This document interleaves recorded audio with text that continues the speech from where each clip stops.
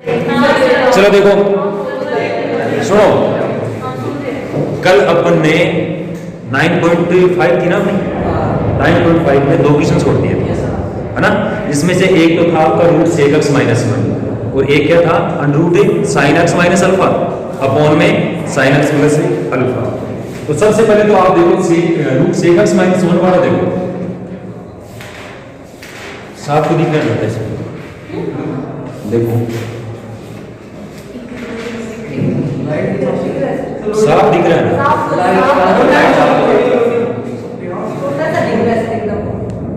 दूर थोड़ा हाँ सर दूर है। अब ठीक है, देखो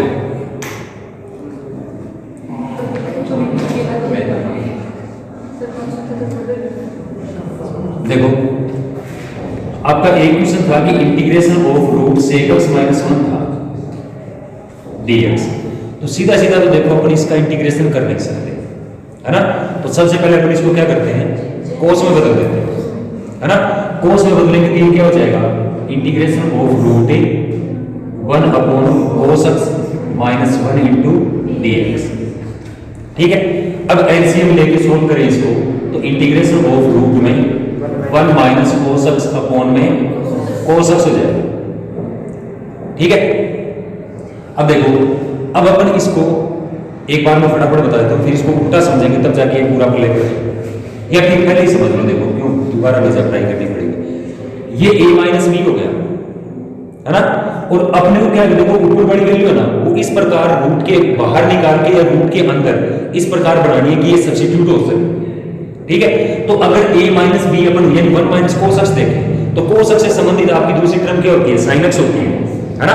और साइन एक्स है वो रूट के बाहर कब निकलेगा, जब ये टर्म यानी साइन का स्क्वायर होगा, और साइन के स्क्वायर के लिए यहाँ पर अगर 1 प्लस कोस एक्स और हो तो अपन इसको रूट के बाहर निकाल सकते हैं, और अपॉन वाली जो वैल्यू बचेगी वो कोस की टर्म में रह जाएगी और ऊपर वाली साइन में बदल जाएगी, तो ऊपर वाली वैल्यू को अपन वापस से सब्स्टिट्यूट कर सकते हैं। ठीक है, तो इसलिए अपन क्या करते हैं कि ये जो पार्ट है इसको अपन रूट में 1 माइनस कोस एक्स तो आपको दिया ही गया है और अपॉन में कोस एक्स, इसको अपन 1 प्लस कोस एक्स से ऊपर नीचे मल्टीप्लाई कर देते हैं। ठीक है, अब ऊपर नीचे मल्टीप्लाई कर दिया मतलब रेशनलाइज कर दिया, इसको रेशनलाइज कर देंगे तो ये a minus b a plus b 1 minus cos square हो जाएगा, और 1 माइनस कोस स्क्वायर को अपन क्या लिख सकते हैं, साइन स्क्वायर, और साइन स्क्वायर का रूट क्या होता है, साइन एक्स, तो ऊपर वाली वैल्यू से तो अपन रूट हटा सकते हैं, यानी इसको अपन यूं लिख सकते हैं कि integration of sine x upon में रूट ऑफ कोस एक्स, या फिर इसको अंदर मल्टीप्लाई कर दें तो कोस स्क्वायर एक्स और प्लस में कोस एक्स डीएक्स। पहले बड़ी बात, अब यहां से अपन क्या करें कि कोस एक्स को अगर अपन टी पुट कर दें तो साइन एक्स तो सब्स्टिट्यूट हो जाए, तो यहां से अपन बदल देते हैं let sine x equal to sorry cos x equal to t, differentiation करेंगे तो माइनस का sine x dx equal to dt, तो dx इक्वल टू क्या हो जाएगा, माइनस का dt अपॉन साइन एक्स, ये वैल्यू वापस रख दो यहाँ पे, तो ये क्या हो जाएगा, integration of sine x upon में t square plus t into में माइनस का dt upon sine x, sine x से कैंसिल, है ना। क्या बच गया, minus integration of 1 upon root t square plus t dt, perfect square बना सकते हो।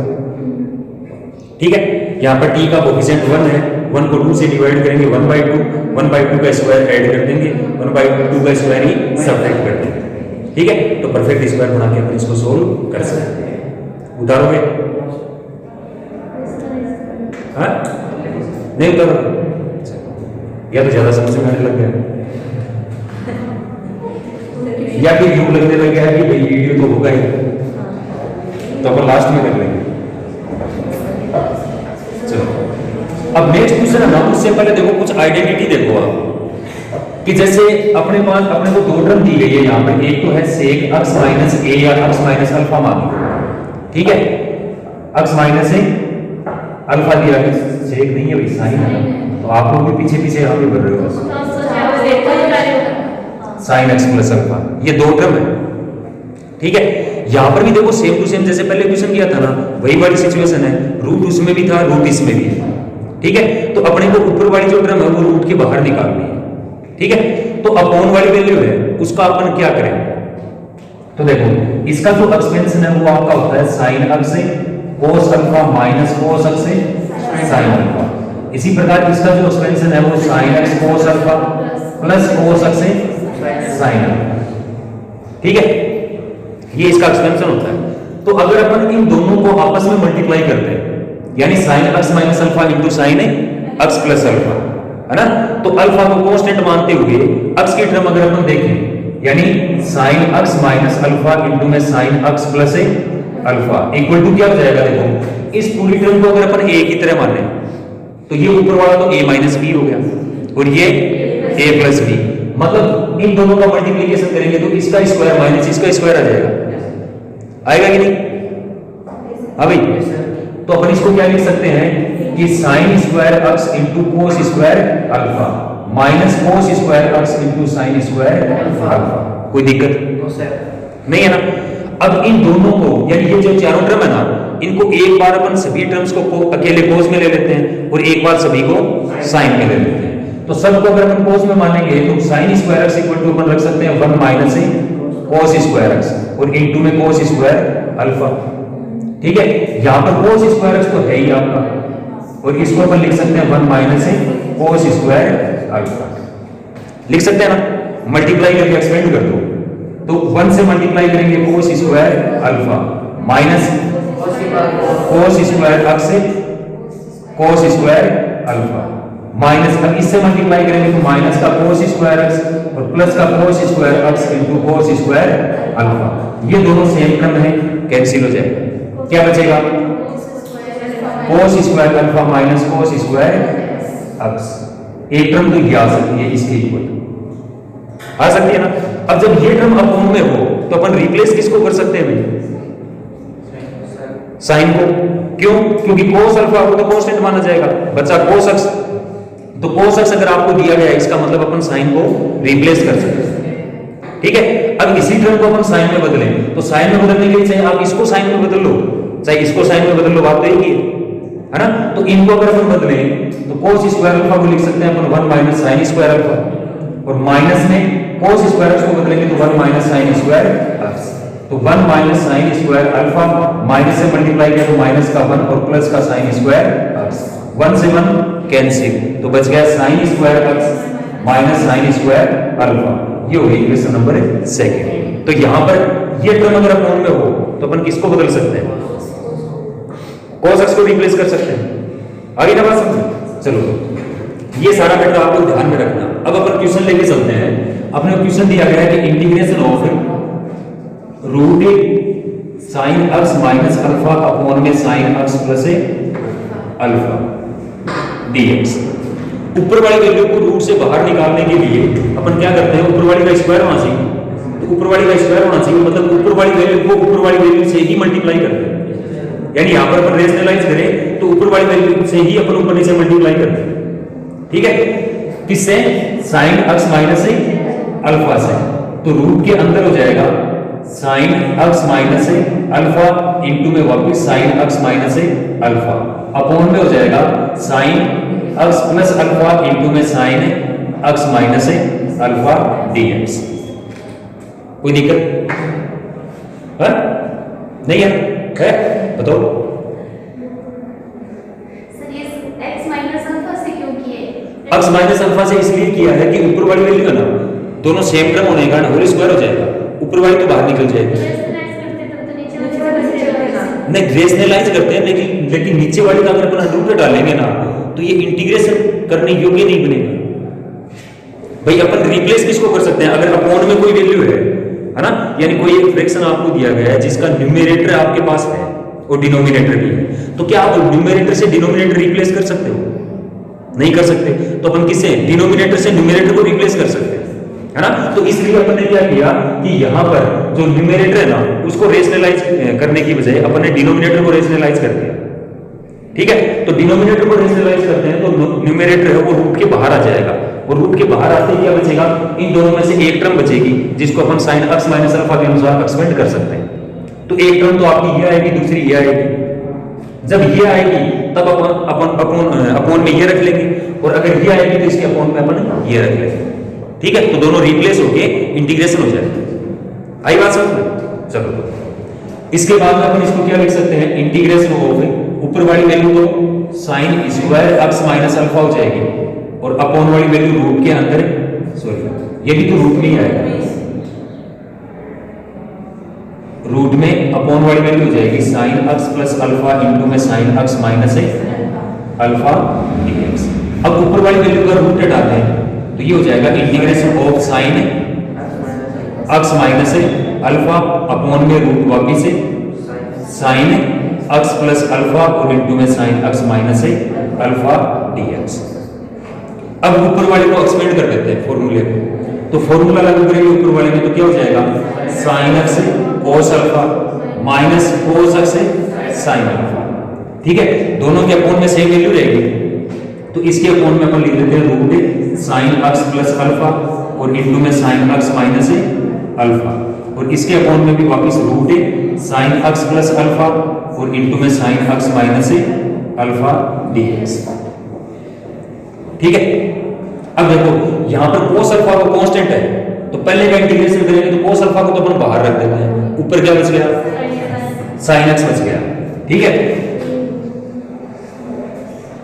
तो पहले का इंटीग्रेशन कोस अल्फा तो बाहर आ जाएगा, साइन एक्स अपॉन में रूट। अब देखो अब ये वैल्यू नहीं रखेंगे अपन, अब इनमें से रखेंगे।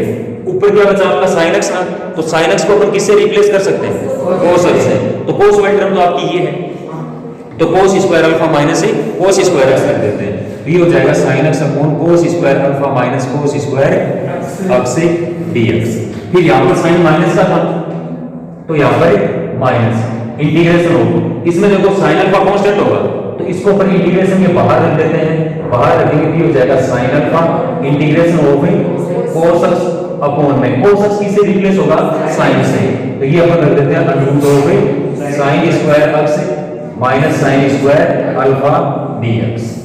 कोई दिक्कत नहीं है ना? अब देखो इसको अगर अपन i1 माने और इसको i2 माने, है ना, तो इसको और लंबा खींचने की बजाय मैं थोड़ा सा शॉर्ट में बता रहा हूं आपको कि यहां पर अपन cos x को t मानेंगे, डिफरेंशिएशन करने पर माइनस का sin x आएगा तो sin x तो रिप्लेस हो जाएगा, माइनस है वो बाहर आएगा। ठीक है, तो ये बच जाएगा आपका क्या, cos अल्फा की बजाय ये माइनस का cos अल्फा हो जाएगा, ऊपर वाला sin x है वो हट ही जाएगा। इसको अगर अपन कांस्टेंट माने तो a square minus x square हो जाएगा, समझ रहे हो ना? तो 1 upon a square minus x square, formula क्या होता है,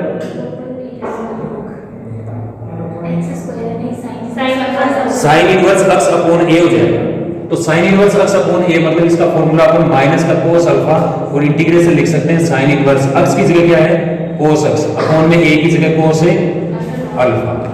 कोई दिक्कत नहीं है ना? यहां पर अपन sin x को t मानेंगे तो ऊपर वाला cos x तो रिप्लेस हो जाएगा, तो 1 upon under root x square minus a square होगा, तो 1 upon under root x square minus a square का integration log x plus under root में x square minus a square, तो ये माइनस का साइन अल्फा ऐसा कैसा रह जाएगा और इनटू में हो जाएगा log x की जगह sin x प्लस में अंडर रूट वापिस से sin square x minus sin square alpha plus c, ये इसका इंटीग्रेशन हो जाएगा। पल्ले पड़ा है? तो इसी के साथ आपकी 9.5 है वो कंप्लीट, ये उत्तर हो गया। हम धीरे धीरे नहीं है?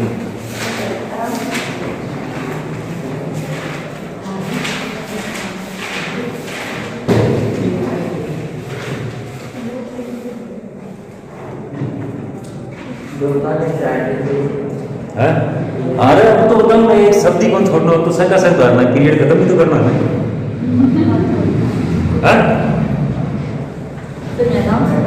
हाँ आराम बताओ ना बेटा, मुझे फिर आराम करो आप।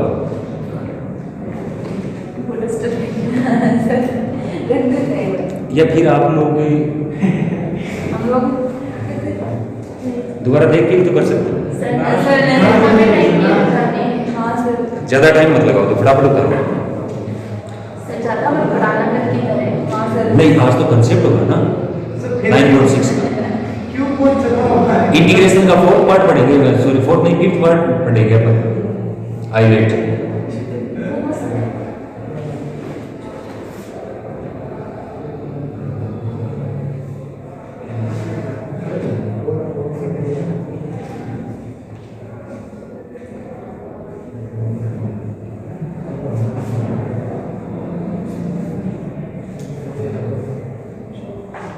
ये आप डायरेक्ट ये लिख लेना दो बातें कि sign x minus alpha into sign x plus alpha होना है ना, तो उसके बराबर ये भी होता है, तो उसके बराबर ये भी होता है, ठीक है ना।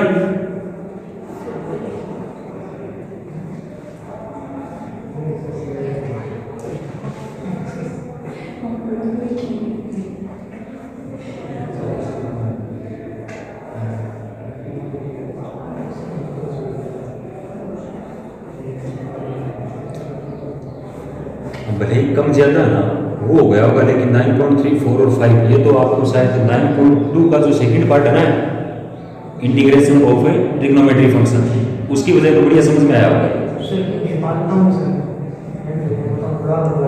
रोड़ा क्या लगता है बड़े से दिखे तो यार 9.345 क्वेश्चन तो देख सारे एक जैसे हैं।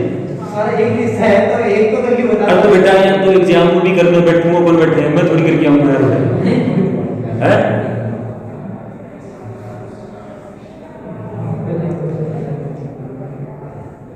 तेरा तो बेटा पानी वाली सी एक पानी हो जो गर्मी का मान किया, बाद में मार्केट घूम के घर नौकर नाकर की व्यवस्था बढ़िया होगी। अब क्या करो जी पक्का तले बैठे ना पसीना तो आए नौकर जरूर यहाँ गाय से दे लगा रोटी का टुकड़ा दे लगा। अब बैठे बैठे वो खार वो नौकर है गाय से दे।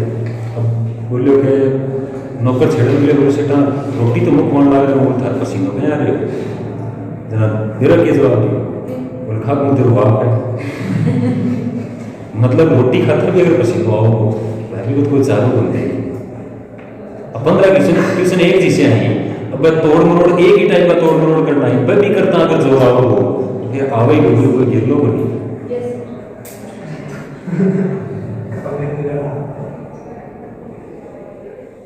उतार लिया क्या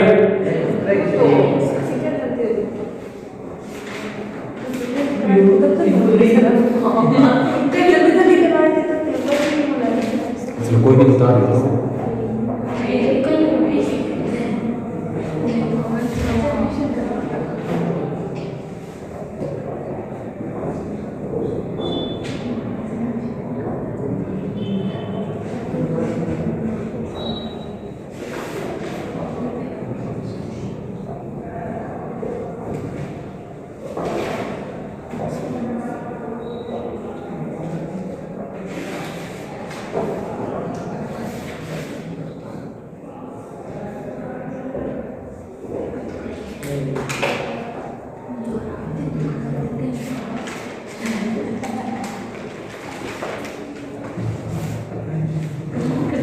अब तो उतार लिया होगा।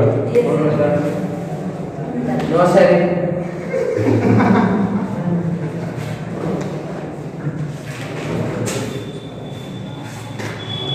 बस धनिया बोला बेटा ज्यादा शर्ट को दिखा रहे, धनिया बोला के ज्यादा शर्ट को दिखा रहे, 60 कर देंगे सर देख रहा हूँ।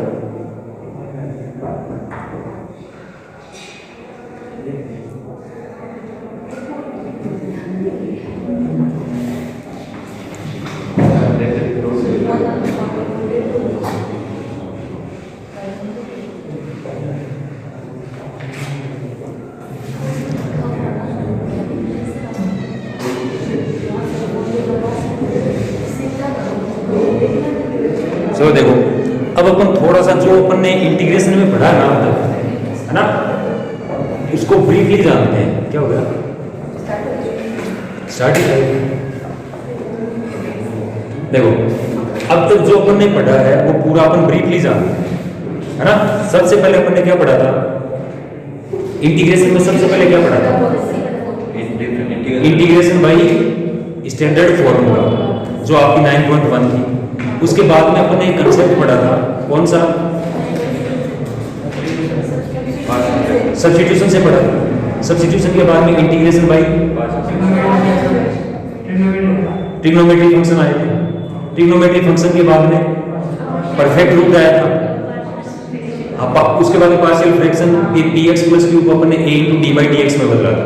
लेकिन उन सब में आप लोगों ने एक चीज का गौर किया कि भाई जो फंक्शन जिस फॉर्म में था वो वहीं पर, मतलब जो कैलकुलेशन उनसे संबंधित होती है वही लागू होती है ना। जैसे एक एग्जांपल आपके पास ये था कि x स्क्वायर अपॉन में x स्क्वायर माइनस 1 दिया गया, मतलब न्यूमेरेटर और डिनोमिनेटर दोनों ही किसकी फॉर्म में है? अलजेब्रिक फॉर्म में। तो जो भी कैलकुलेशन होगी वो अलजेब्रा की लागू कर सकते हैं, +1 -1 डिवाइड करके, है ना। फिर इसके बाद में जैसे ट्रिग्नोमेट्री फंक्शन है आपके, ट्रिग्नोमेट्री फंक्शन जैसे आपका ये आया था 1/sin x * cos cube x आया था, याद है ना।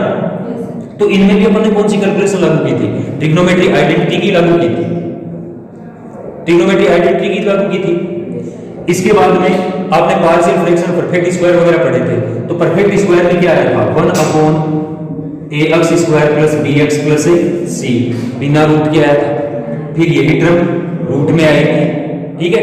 इसके बाद में इस टर्म को कैसे दिया गया था? यानी px प्लस q की फॉर्म में दे दिया गया था, जो ax square plus bx plus c की फॉर्म में दिया जाए, यानी बिना रूट के। फिर अपॉन में अंडरूट दिया जा सकता है। फिर हो सकता है कि ये अपॉन वाली वैल्यू है उसके फैक्टर दे दिए जाए अपने को। लेकिन इन सब में अगर अपन गौर करके देखें तो इन सब में एक ही चीज है। देखो, एक चीज मतलब जो क्वेश्चन आपको दिया गया है वो पूरा का पूरा हमेशा उसी वेरिएबल की फॉर्म में रहता है। जैसे ये है x की फॉर्म में था तो x की फॉर्म में ही रहता है। ट्रिग्नोमेट्री फंक्शन है तो sin cos tan cos sec cosec इनमें दिया गया है तो इन्हीं की फॉर्म में रहता है। फिर जैसे e की पावर x से भी संबंधित कुछ इंटीग्रेशन आए थे अपने पास, आए थे ना, a की पावर x भी था। तो वो थे क्या? वो सारे के सारे हमेशा उसी फॉर्म में चल रहे थे। या फिर आप यूं कह सकते हो कि फंक्शन है वो हमेशा एक ही टाइप का है। अगर अलजेब्रिक है तो अलजेब्रिक आया था, लॉग का है तो लॉग का ही था, है ना। फिर ट्रिग्नोमेट्री का है तो ट्रिग्नोमेट्री का था, एक ही टाइप के तो थे। वो एक अलग बात है कि जो मेथड अपन ने सीखे थे उनके आधार पर अपन उसको बदल के किसी दूसरी फॉर्म यानी जो फॉर्मूले की थी उनमें अपन बदल सकते हैं, ठीक है। यानी आपको यूं कह दिया जाए कि आप e to the power x upon में e to the power 2x प्लस e to the power x plus 1 का इंटीग्रेशन करो तो सीधा सीधा कर सकते हैं अपन e की पावर x को t रिप्लेस कर सकते हैं ना। इसी टाइप से जैसे मान लो आपको यूं कह दिया जाता है कि integration of sin x plus 3 है और अपॉन में आपको वैल्यू दे दी कि cos square x plus 4 cos x plus 9 दे दिया, है ना। तो यहां पर भी क्या है, ये सारे के सारे ट्रिग्नोमेट्री में ही तो है। ऊपर वाले को अलग अलग डिवाइड करके cos को पहले में अपन cos को t मान लेंगे, दूसरे में दूसरे के अनुसार देखेंगे, आई ना बात समझ। लेकिन एक चीज, अब तक के जितने भी क्वेश्चन थे वो सारे के सारे एक ही फॉर्म में थे। या फिर आप यूं कह सकते हो कि दो अलग अलग टाइप के जो फंक्शन हैं वो मिले नहीं थे। मतलब जैसे आपको यूं कह दिया जाए कि x into sine x square है, क्या है? x into sine x square है।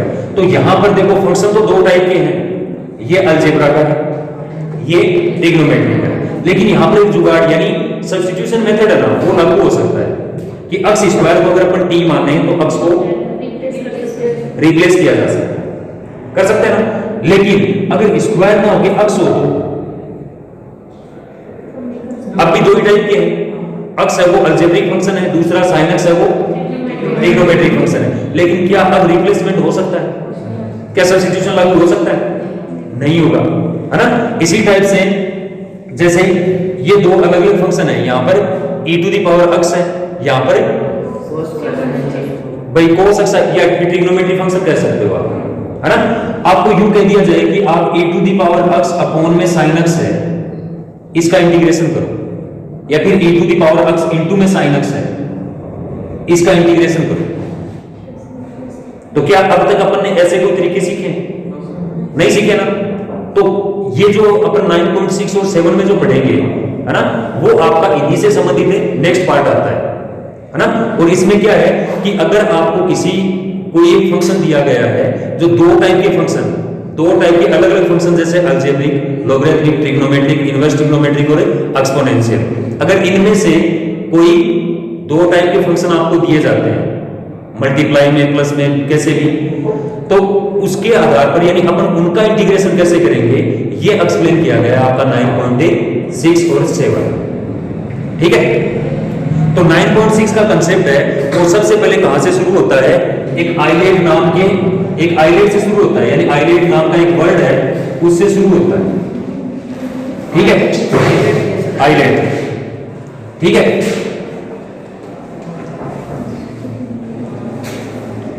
इससे शुरू होता है। तो सबसे पहले अपन ये पहचानेंगे कि ये आइलेट में आपको 5 लेटर दिए गए, इन 5 लेटर का मतलब क्या है। ठीक है, तो आई का मतलब होता है इनवर्स, हाँ इनवर्स।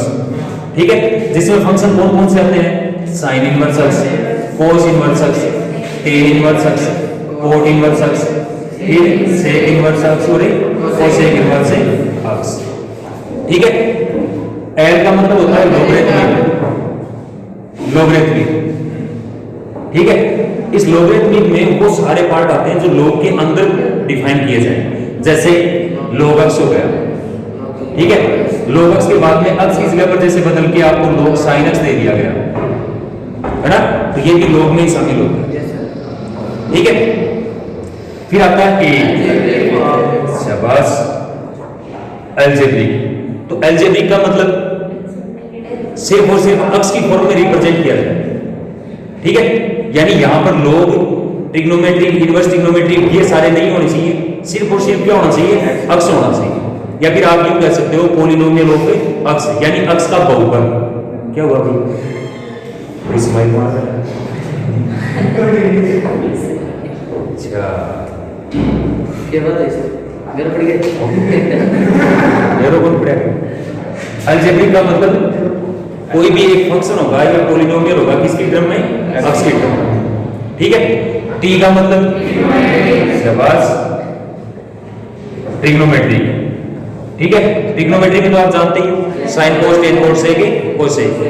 ठीक है, e का मतलब शाबाश, एक्सपोनेंशियल। ठीक है, तो एक्सपोनेंशियल का मतलब क्या होता है कि जैसे मान, हाँ, या फिर आप यूं कह सकते हो कि किसी भी कांस्टेंट की पावर अगर x की टर्म में डिफाइन की गई है तो वो सारे के सारे फंक्शन क्या होंगे, एक्सपोनेंशियल होंगे। जैसे a to the power x है, a to the power x है, फिर आपको यूं कह दिया कि 2 की पावर sin x है ना, तो ये सारे के सारे किस में डिफाइन होंगे, एक्सपोनेंशियल। ठीक है, तो आइलेट का मतलब क्या होता है, आइलेट 5 अलग अलग टाइप के फंक्शन को डिस्क्राइब करता है, जिसमें i का मतलब इनवर्स फंक्शन, l का मतलब लोगरिथमिक, a का मतलब अलजेब्रिक, t का मतलब ट्रिग्नोमेट्रिक और e का मतलब एक्सपोनेंशियल। ठीक है, टोटल 5 टाइप के फंक्शन होंगे। थोड़ा मान से एग्जाम में आता है, ऐसे मान से कितना ये एग्जाम में कितने मार्क्स आएगा, ये एग्जाम में आएगा ना। अब देखो, सबसे पहले अपन क्या करेंगे, ये 5 टाइप के जो फंक्शन है वो अपन ने पहचान लिए कि अपने को कौन कौन से दिए गए। ठीक है, अब जैसे थोड़ी देर पहले अपन ने क्या लिखा था, अरे रुक जा डाटू, नहीं नेगेटिव का होता था, मैं डाटू अरे काली लेवल था, मैंने पूछ लियो 10th वाला पूछे, मैं मान भी डाटे हैं, जो मैं डाट भी दूं हद करें यार, x इंटू साइन एक्स है ना। तो अब यहां पर अगर इन्हीं 5 में से अपन देखें तो अपने को कौन कौन से 2 फंक्शन दिए गए, अलजेब्रिक और ट्रिग्नोमेट्रिक है ना। अब इस आइलेट में अगर अपन कंपैरिजन करें इन दोनों फंक्शन का है ना, तो I L A T E के अनुसार पहले कौन सा आ रहा है, ए आ रहा है, बाद में टी, यानी x है वो आइलेट के अनुसार पहले डिस्क्राइब किया गया है, t है या sin x है वो ट्रिग्नोमेट्रिक है तो उसको बाद में डिस्क्राइब किया गया। ठीक है, तो सबसे पहले तो अगर अपने को किसी भी फंक्शन में इंटीग्रेशन करने के लिए 2 टाइप के फंक्शन दिए जाते हैं तो अपन क्या करेंगे, दोनों को आइलेट के अनुसार डिसाइड करेंगे कि इनमें से पहला कौन सा है और दूसरा कौन सा।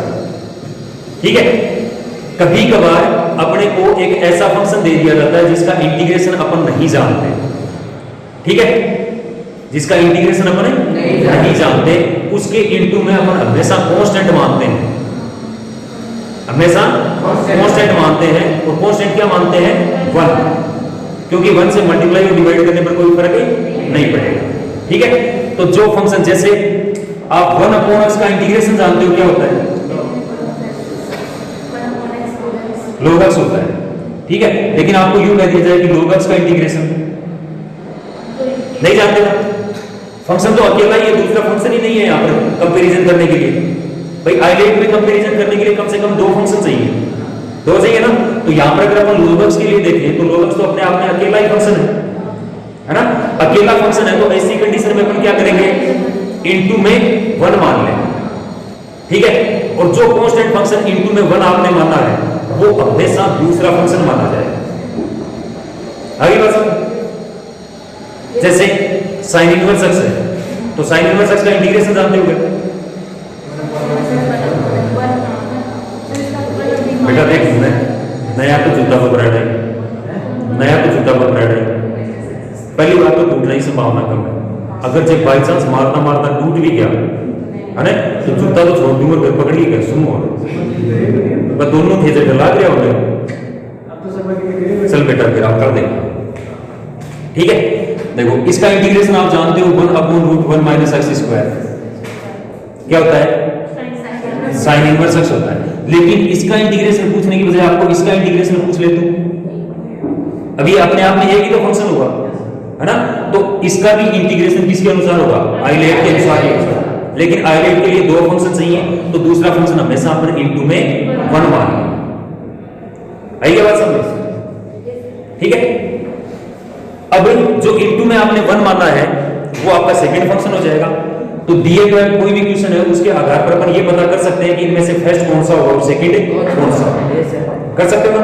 चलो अब फर्स्ट और सेकंड के बाद में आपको क्या करना है वो देखो।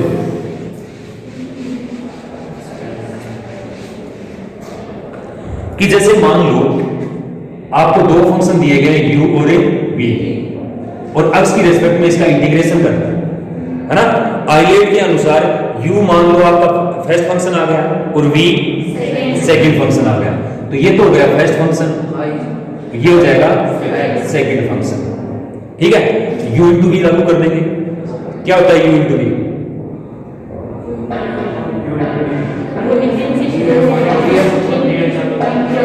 तो देखो यहां पर फर्स्ट फंक्शन तो ऐसा कैसा, सेकंड का इंटीग्रेशन, फिर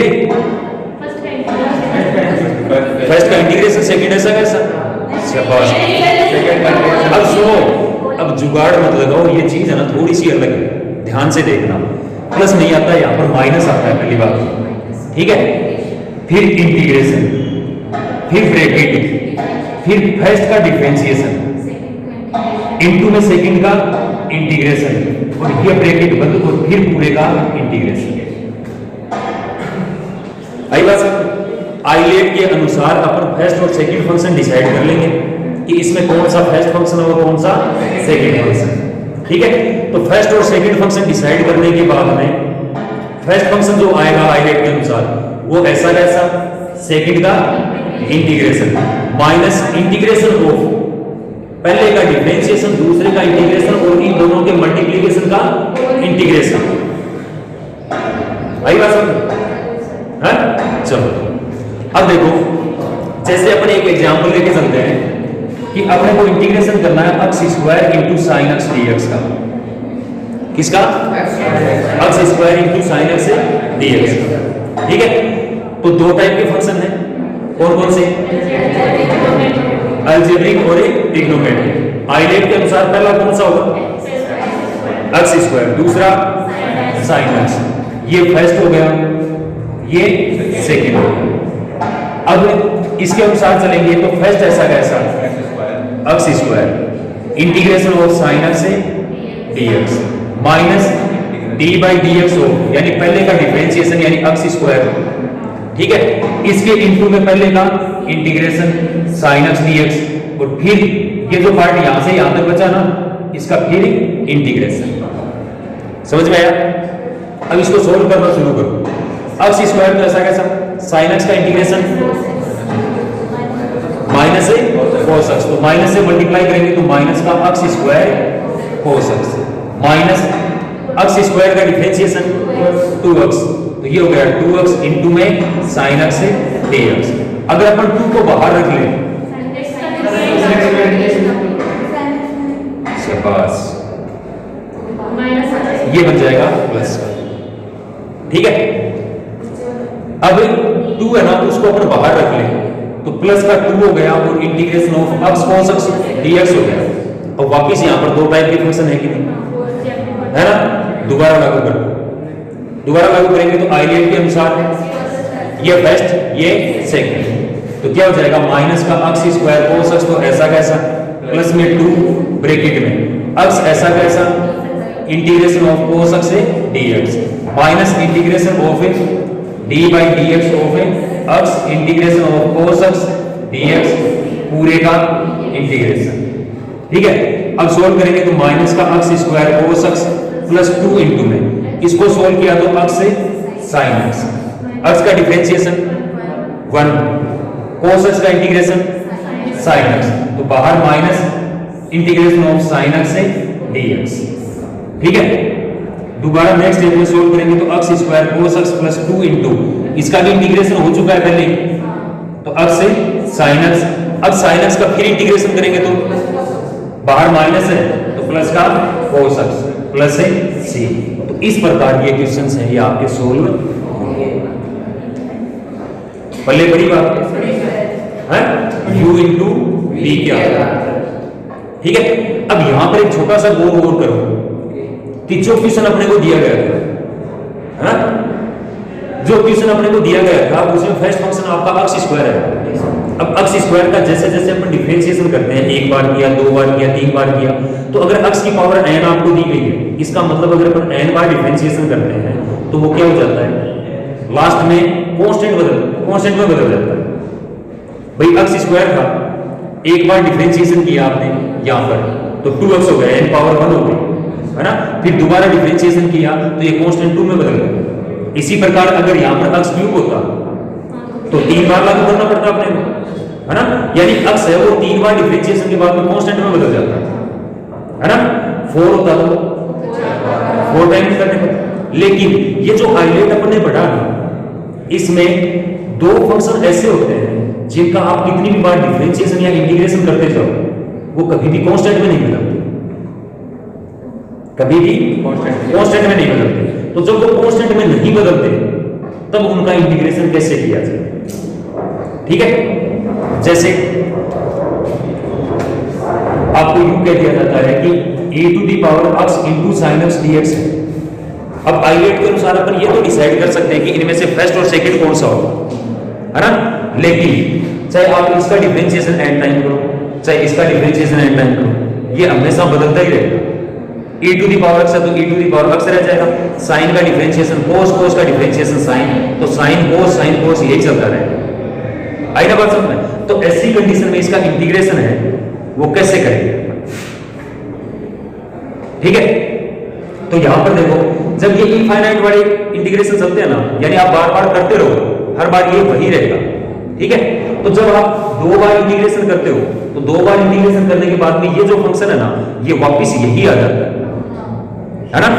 तो अगर इसका इंटीग्रेशन अपन i मान के चले, क्या मान के चले, i मान के चले, तो 2 बार इंटीग्रेशन करने के बाद में वापस यही आ जाएगा, वापस यही आ जाएगा, मतलब इसकी जगह पर वापस i रख सकते हैं। ये तो समझ में आया ना, मिटा के इसको समझा दो, ठीक है। देखो